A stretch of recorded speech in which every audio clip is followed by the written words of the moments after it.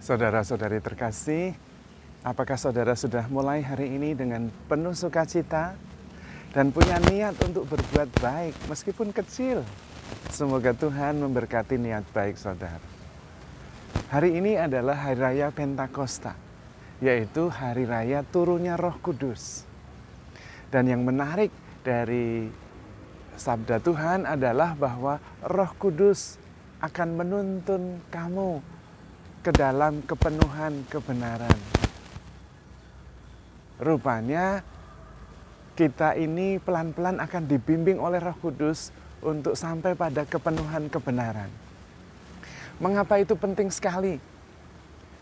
Rupanya memang yang kita ketahui itu sangat sedikit, tetapi seringkali kita menganggapnya itu seluruh kebenaran. Dan itu yang menimbulkan masalah. Misalnya saya seperti merasa mengenal pasangan saya sudah tahu kartunya, bla bla bla bla bla. Lalu saya bereaksi begini dan begitu. Padahal itu keliru. Kita tidak pernah mengetahui sepenuhnya seseorang. Dan persis mencintai adalah keterbukaan untuk terus-menerus bisa menerima dan mengerti, belajar tentang orang yang kita cintai. Itu sekedar contoh. Misalnya juga yang berikutnya, saya melihat bahwa sahabat saya ini atau orang ini orang yang sangat sulit. Dan saya tahu dia itu begini, sulit orangnya. Tetapi mungkin itu keliru. Bukan orangnya yang sulit, tetapi kemampuan saya memahami orang itu, bereaksi terhadap orang itu, reaksi saya terhadapnya yang belum sungguh-sungguh kuat. Mungkin contohnya sederhana dengan anak sekolah. Kalau kita punya anak kelas 6 SD sedang menghadapi ujian nasional dengan segala macam persoalan atau soal-soal yang sulit, anak kita itu kadang-kadang sampai pusing dia, stres. Diundang guru les, diajari dan sebagainya, kadang-kadang juga tidak mampu. Atau dikirim ke tempat bimbel, dia tetap keberatan dan kesulitan menjawab soal-soal itu. Tetapi ketika anak kita ini sudah kuliah, lalu disodori lagi soal yang sama dulu ketika yang membuat dia stres, dia senyum dan dia bisa selesaikan dengan cepat. Berarti bukan soalnya yang sulit, tetapi kemampuannya baru memang sampai di situ. Ketika harus ujian, lulus kelas 6 SD, dan dia kelas 6, ya memang sulit. Tapi kalau dia sudah kuliah, lalu mengerjakan soal anak kelas 6 SD, mungkin ya tidak sulit lagi. Pasti tidak sulit lagi, karena kemampuannya sudah meningkat. Sama dengan memahami saudara kita yang sulit. Dalam relasi juga sama. Kalau kita menemukan orang yang sulit, mungkin bukan orangnya yang sulit. Kitanya yang kemampuannya menghandle orang itu belum mampu, belum cukup. Maka yang penting bukan mengubah orang itu supaya tidak sulit, karena nggak bisa. Yang penting justru meningkatkan kualitas pribadi kita, kemampuan kita memahami, kemampuan kita membuka diri, wawasan kita, mengerti dia lebih besar, dan kemudian orang itu tidak sulit lagi. Itulah sebabnya Tuhan Yesus meminta kita semua untuk mengikuti bimbingan Roh Kudus. Karena Roh Kudus itu yang akan menuntun kita kepada kepenuhan kebenaran. Dan salah satunya adalah dalam hidup ini kita membutuhkan guru. Seperti kalau kita sekolah, belajar di sekolah, menghadapi soal matematika sulit sekali. Tapi ketika guru menunjukkan, oh begini loh caranya. Oh gitu, mudah karena ada yang sudah tahu dan menunjukkan. Sama dengan relasi, dalam berelasi juga ada orang-orang yang pandai sekali. Ada guru-guru yang pintar dalam berelasi. Ada guru-guru yang memang mengetahui kebenaran dalam kepenuhannya.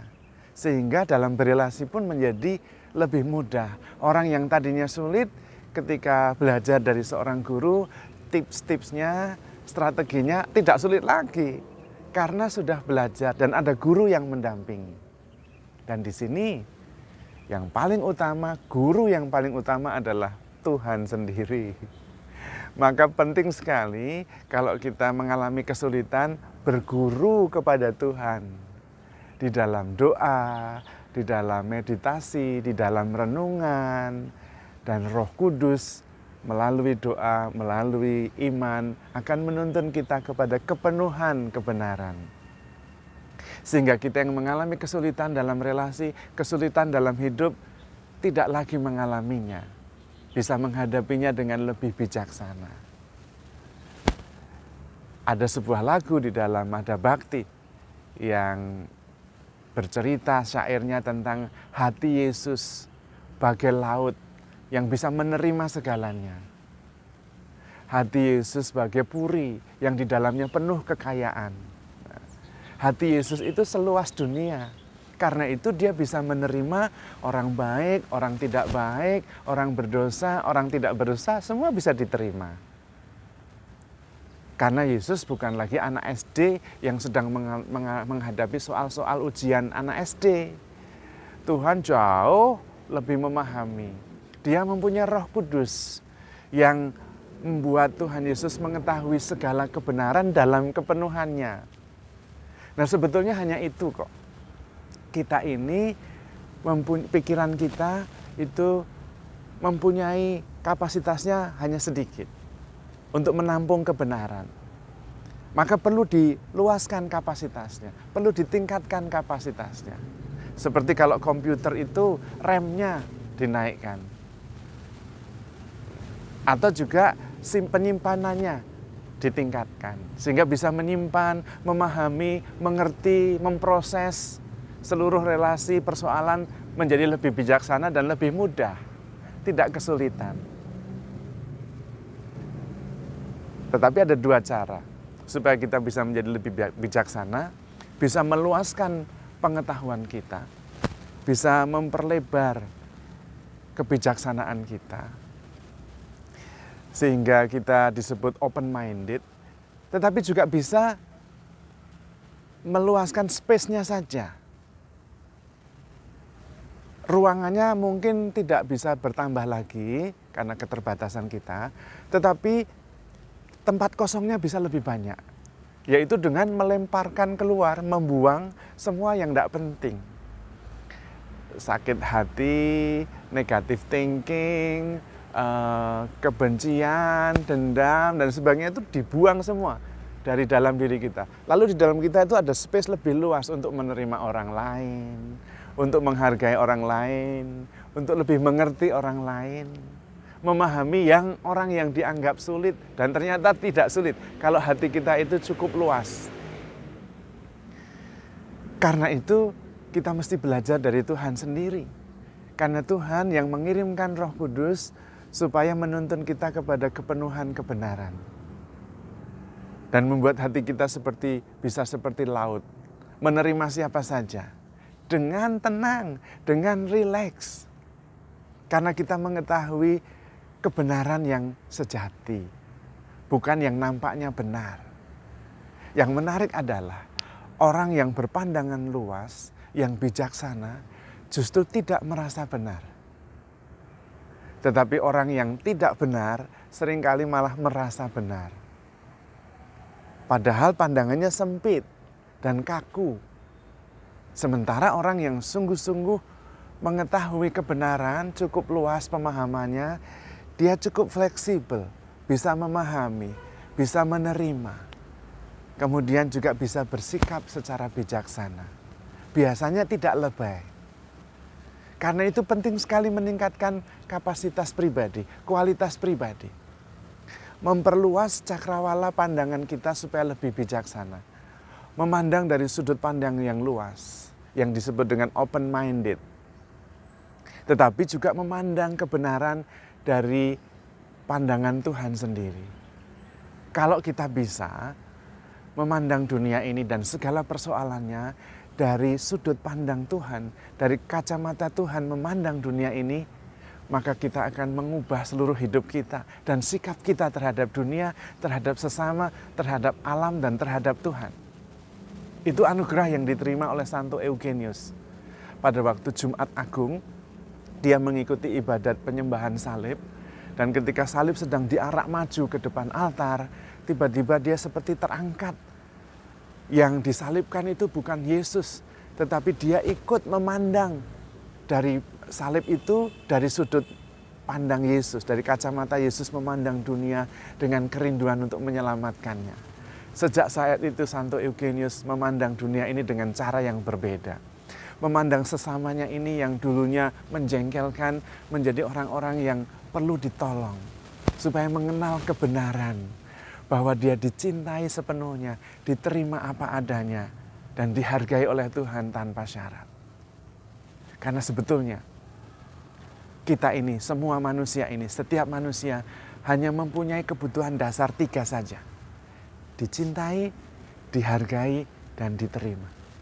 Dan semuanya itu kita bisa temukan di dalam diri Tuhan Yesus. Yang menerima kita apa adanya. Mencintai kita tanpa batas dan menghargai kita sebagai pribadi yang sungguh berharga. Bahkan Tuhan di dalam kitab Nabi Yesaya mengatakan, kalau ada seorang ibu yang bisa melupakan bayinya yang dilahirkannya sendiri, aku tidak akan melupakan engkau. Aku sangat mengasihimu. Dan itu benar. Kita bisa menemukan bahwa diri kita dicintai tanpa batas, diterima sepenuhnya, seutuhnya tanpa syarat, dan sungguh-sungguh dihargai sebagai pribadi yang sangat berharga. Sampai-sampai Tuhan sendiri ikhlas mengorbankan dirinya, hidupnya untuk menyelamatkan kita, saking berharganya kita. Maka kita yang mungkin mempunyai salah paham bahwa saya ini tidak berarti, bahwa saya ini tidak pantas dicintai karena pada masa lalu saya mengalami pelecehan atau mengalami kesulitan. Datanglah kepada Tuhan dan Tuhan akan mengatakan, I love you unconditionally. Saya mencintaimu tanpa syarat. Saya menerimamu apa adanya, termasuk masa lalumu yang kelam. Di mataku engkau sangat berharga. Aku sangat mencintaimu. Supaya kita mempunyai pandangan yang luas dan sungguh-sungguh sampai pada kepenuhan kebenaran. Kebenaran yang sejati adalah bahwa kita itu sangat dicintai oleh Tuhan. Itu kebenaran. Kita itu diterima apa adanya oleh Tuhan. Itu kebenaran. Kita itu sangat dihormati, sangat berarti di mata Tuhan. Itu kebenaran. Maka kalau dunia ini mengatakan bahwa you tidak berharga, jangan percaya. Datanglah kepada Tuhan. Atau katakan, no, saya sangat berharga di mata Tuhan. Tuhan telah rela mati untuk saya. Engkau tidak mungkin diterima. Engkau orang berdosa, punya masa lalu kelam. Katakan kepadanya, no. Tuhan mencintai saya, menerima saya apa adanya, termasuk kekurangan saya. Saya berdosa pun ditebus. Simul justus et peccator. Dan Roh Kudus yang menuntun kita kepada kebenaran. Maka mari kita belajar dari Sang Guru, supaya menghadapi kesulitan tidak lagi sulit. Karena guru kita tahu bagaimana cara menyelesaikannya dengan baik. Tuhan sendiri mengatakan, akulah jalan, kebenaran, dan hidup. Kalau kita tidak menemukan jalan, mengalami kesulitan, Tuhan adalah jalan. Karena itu penting kita meningkatkan kualitas kita. Dan dalam meningkatkan kualitas kita, diri kita itu perlu berguru. Dan guru yang terbaik adalah Tuhan. Tentu selain orang-orang yang ada di sekitar kita yang sudah melalui banyak peristiwa dan menjadi bijaksana. Jangan menghadapi peristiwa kesulitan hidup seolah-olah kita sendirian. Tuhan bersama kita. Tuhan juga mengirim orang-orang yang bisa menemani kita. Yang paling penting adalah keterbukaan. Supaya kita terus-menerus mau belajar. Meluaskan cakrawala. Karena seperti yang dikatakan oleh Amsal bab 2 ayat 11. Kebijaksanaan akan memelihara engkau. Dan kebenaran akan menyelamatkanmu. Maka sebagian besar kita mengalami kesulitan, penderitaan karena salah paham. Salah memahami diri sendiri, salah memahami masa lalu, salah memahami sesama kita, salah memahami kehendak Tuhan. Karena itu, mohon rahmat Roh Kudus, supaya kita bisa menghilangkan salah paham itu, dan Roh Kudus menuntun kita kepada kepenuhan kebenaran, sehingga kita bisa mengalami bahwa kita sungguh dicintai, diterima, dan dihargai oleh Tuhan. Dan dengan demikian kita sungguh-sungguh menjadi orang yang sungguh bahagia dan bisa memancarkan kebaikan, kebijaksanaan kepada sesama kita. Dan tetap harus ingat, kita sungguh dicintai. Karena itu, handle yourself with care because you are loved. Tuhan memberkati.